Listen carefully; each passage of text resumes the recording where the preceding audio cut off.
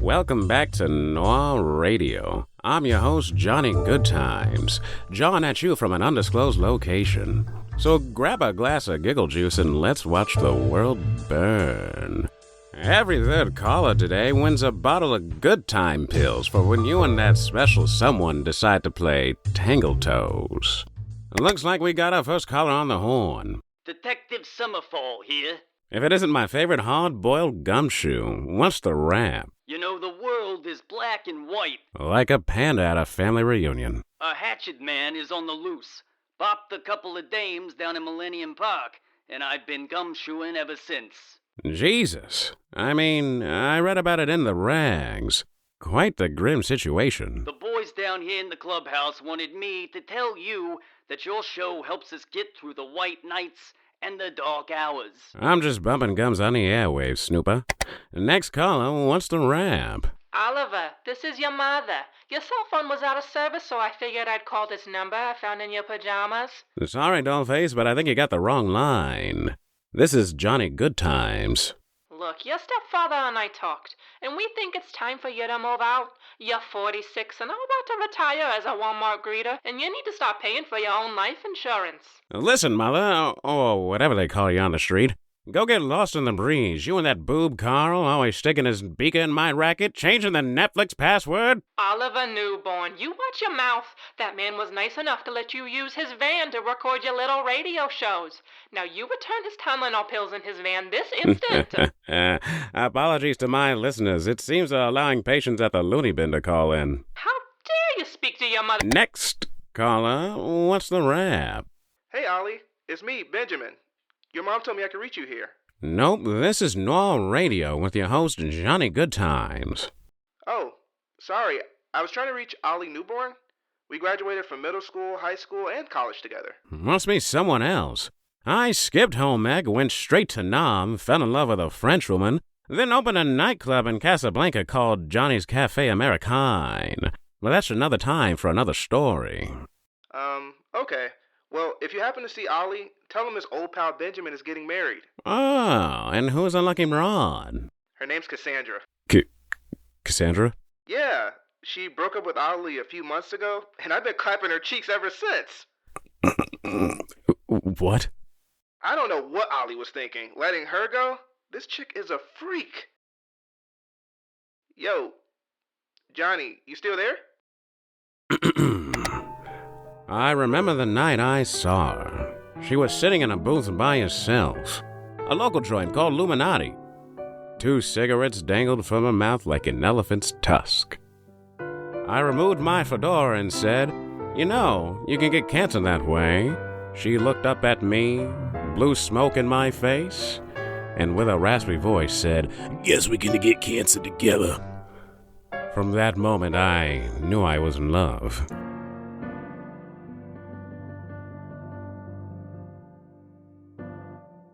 Ollie, man, I knew it was you. Yeah, Cassandra told me you lived in a van playing Detective Jazz and shit, but I didn't believe her. Listen here, Buster. You're about to... Are you getting towed right now? Damn. Well, it sounds like you're going to the pound, and I'm about to take Cassandra to Pound Town. I'll see you at the wedding, bro. Well, your old pal Johnny Goodtimes is stuck in a jam. To all my eavesdroppers and wiretappers, remember, God made jacket pockets for cigarettes and booze. So grab a glass and watch the world burn.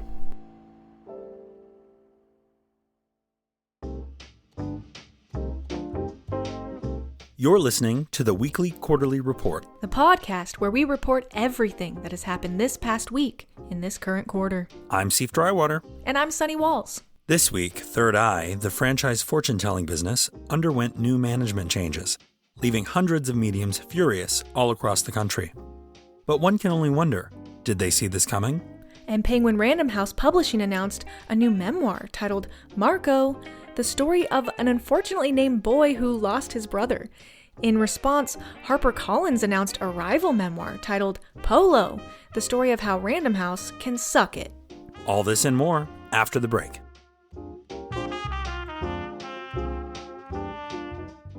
Are you tired of the same old escape rooms? Are Are you bored by the simple puzzles and silly little games that any kindergartner with a chartreuse crayon could solve? Do you have terrible emotional trauma, but you hate your therapist? Then try the brand new Emotional Escape Room. The escape room with high emotional stakes and a bunch of shit you don't want to think about. Like Brad, for instance. When he went to use the urinal, he accidentally saw his boss's penis.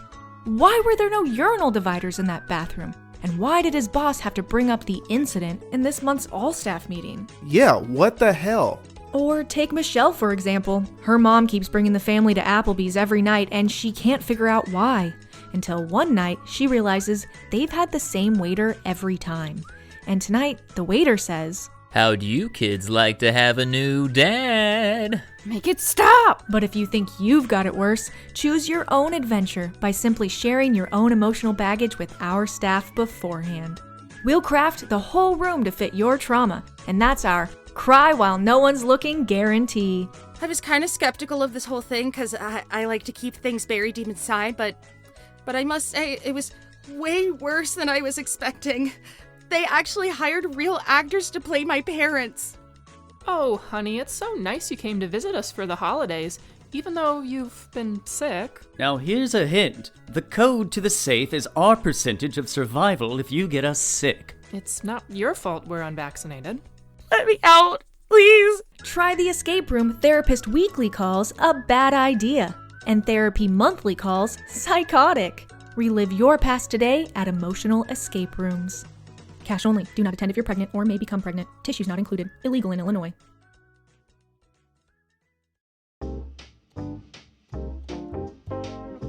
Vicky, you're so icky, not even a vacuum would give you a hickey.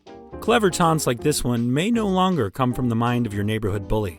Soon, they will be created by a computer. Tech startup ChatBLY has released a new AI-based chatbot designed to cyberbully high schoolers. Here is WQR's own Veronica Smythe to talk about the new software.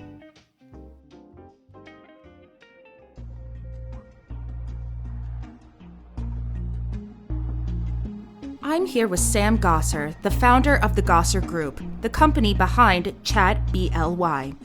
According to most experts, we're currently in the fuck around and find out stage of AI development.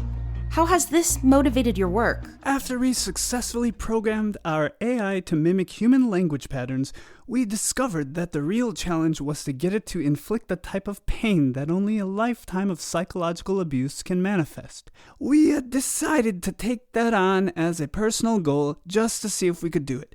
Consequences be damned. It seems like that recklessness has really been paying off. The beta version of the ChatBLY app has averaged about 500 downloads a day since its launch. Those are very impressive numbers. It was a hard process. To get the programming just right, we made it impossible for the AI to tell the difference between feeling rage and being horny. Then, we had it watch all 20 seasons of Keeping Up with the Kardashians, the original, not the reboot. And it just came together after that. Critics of the software worry that it may be too effective. For instance, users have the option to increase the intensity of the bullying to a concerning level. I think concerning level is an overreaction. We didn't create bullying, we're just improving an industry. After all, it's not like we're telling kids to emotionally scar each other. The highest setting is literally borderline personality disorder. Exactly. Borderline. That's actually a testament to how good it is. Frankly, machines are sociopaths. Because it lacks a sense of morality, ChatBLY is able to provide quick, cutting responses that go further than any human child is capable. We went through 3 engineers just to get it right. What do you mean by that? By what? When you say went through 3 engineers, what does that mean? Just, there's only so much one person can take. I found this last bit of the interview to be unsettling. Sam became dodgy and evasive. Eventually, he stormed out of the interview. But rather than leaving, like security was urging me to do, I decided to sneak around the Gosser Group. What I found next was disturbing. Can you tell me your name and how old you are? My name is Teddy Peterson, and I'm 7 years old. What is it that you do here, Teddy? I'm quality assurance for ChatBLY. Contrary to what you may be thinking, Teddy is not an intellectually advanced 7-year-old. I checked. Teddy, along with a dozen other children, is a victim of questionable child labor practices. Well, they make us read the text the computer sends, so they can see how bad it makes us feel. But then, if the computer doesn't make us cry, they make a group of us yell mean things at one kid until he breaks. Then we just make the computer say that thing. That sounds really tough, but what's the pay like? $7.25 an hour, without benefits. You heard that right. Federal minimum wage. In light of this new information, I demanded a second interview with Sam Gosser, which he agreed to, on the condition that I never follow him home again. First off, we're not holding these children hostage. They are under a conservatorship. Big difference. Secondly, they're doing valuable work that'll advance society. Aren't you worried that using child labor will harm your brand's reputation? If the fashion industry can get away with it, then why can't we? America was built on child labor. We're following a rich American tradition. Now, unless you have any other questions strictly about our new software, I think we're done here. I do have one more. You said in a recent press statement that along with a few bug fixes, you plan to add a longevity feature to the platform. What is that exactly? Oh, I'm actually very excited about this one. We're going to use biometric data to track each user's virtual move. No matter what site they're on, no matter what username they adopt, ChatBLY will scan the internet to find them. No one will be able to escape. Now that definitely doesn't sound legal. The gods are not bound by man's law. We'll be right back after this message.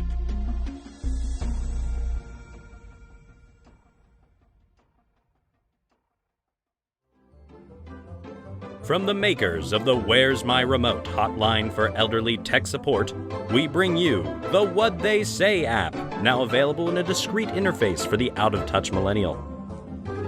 What They Say.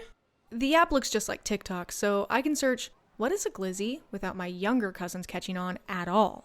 No, that's no gas, bestie. I 100 see that it's a different... Wow, what a great feature. Aren't sure if the college interns at work are talking shit about you? Or if they're trying to tell you skinny jeans are back in style? Use the Talk to Text feature to get live translations.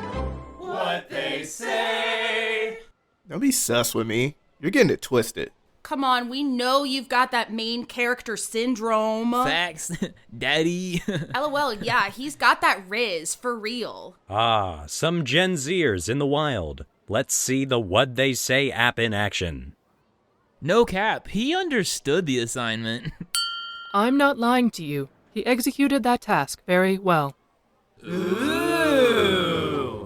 But wait, there's more. Change the generational dial to hone in on your favorite lingo. Here we have the boomer setting.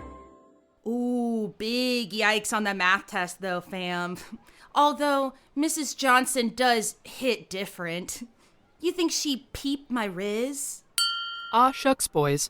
That math test was a real wet rag. But I won't flip my wig, 'cause that Mrs. Johnson, by golly, she really razzes my berries. I know, right? Ah, indeed. Let's try my personal favorite, the millennial mother tongue. Real talk, fam. Does it seem like the OGs at work are being simps about us lately? Yo, homie, these peeps be trippin'. They're getting all up in our grill. It's sad how much they want us to like them. Okay, enough of that, you crazy kids. Ever since I turned 30 earlier this year, I've had such a hard time keeping up with my Threads feed. But with WTS's live screenshot feature, I'm totes keeping up now, yo. Whoa. You got it twisted, OG. Nobody says that anymore. But hey, you do you, boo-boo. Plus, 30 isn't even that old. Wait, really? Aw, so sweet. But unfortunately not true. You're old as fuck. What They Say. Nah, really. Being 30 is so top beat. Live it up, Southpaw. What? What are they saying? I'm so fucking lost. No, really. Being 30 is so rad. Live your wicked life like it's 1995. Oh, see? You need us. Hey, DJ, roll that jingle.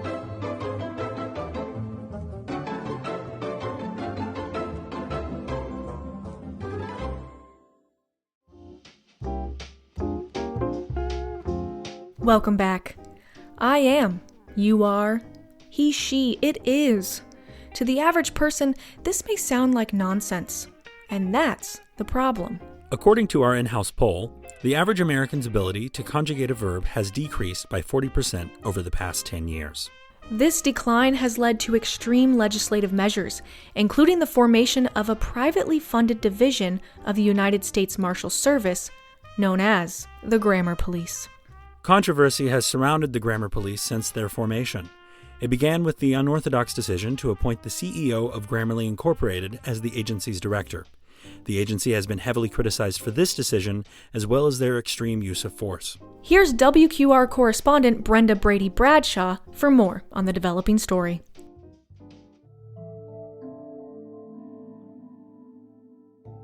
I'm outside Grammarly headquarters where protesters are calling to defund the Grammar Police. Let's see if we can get an interview. There's one. Sir, can you tell us why you're protesting? Yeah, I was fired from my job at Microsoft for using the word litty in an email, so I'm starting my own rival company called MacroHard that sells sex toys. Okay, well, don't you think it was unprofessional to use jargon in an email? What are you, the Grammar Police? Don't you mean who are you? Out of my way. Let's interview her. Young lady, why are you protesting the GP? Middle finger, frowny face, cop car. Prayer hands, double exclamation mark, police officer. You're here because the Grammar Police pulled you over for using too many emojis? Blonde woman, purple shirt, thumbs up. Do you have to talk like this? Woman raising a hand, a pair of side eyes, grinning face with sweat. Is there not one grammatical person here? You, sir, say one full sentence. Well, I'm Jethro Whittle Baby. Goo Goo Lady Gaga. My ears can't take this anymore. What did you say, Brenda? I'm sorry, I just don't know what just happens. You did it again. I'm fine. Excuse me, ma'am, but I'll have to issue you a ticket due to the grammar laws you broke. What did I do wrong? Did you speak at me in the past tense? I'm an officer of the Gram. Brenda, what's going on out there? I don't know. First I was interviewing a protester, and meow, I feel like I can't speak English anymore. I'm sorry, miss, but you ran 3 periods back there. I've clocked you going at 26 words in a run-on sentence. You'll need to attend the grammar safety school till we deem your language as safe for our society. Hey, she's one of we, and she doesn't need to follow your rulers anymore. And just who are you supposed to be? I'm Miss Takes, founder of TYPO, the Yapping People's Organization, and I demand you mishand that woman because she is one of we, and we are few, and a few can be a lot, but a lot is not much. Please stop! For the love of gods, I can't take it anymore. No! This ain't right! I'm just a new reporter! Get your hands off her. Brendan, you're one of we. You're right. Who cares about who grammar are correct and whose grammar belongs to whose? It all is making sense to me now. Defunds and GP. Defunding and GP. Arrest her now. Use the possessive force. Defund the GP. Defund the GP. Defund the GP.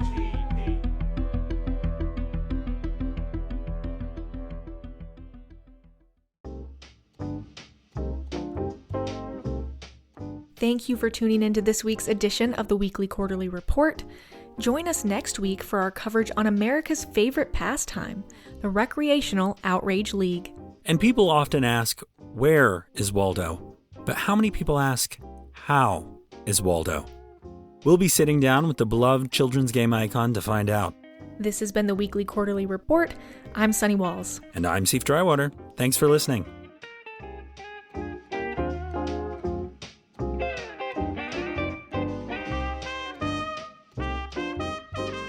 This episode of the Weekly Quarterly Report was written and performed by Chris Canty, Seif Drywater, Josh Gorton, Alyssa Neece, and Tom Vinson, with additional vocal performances by Grant Batdorff, Xzavier Dean, Haley Gillman, Hasan Jafry, Rhian Jonckowski, and Sonny Walls.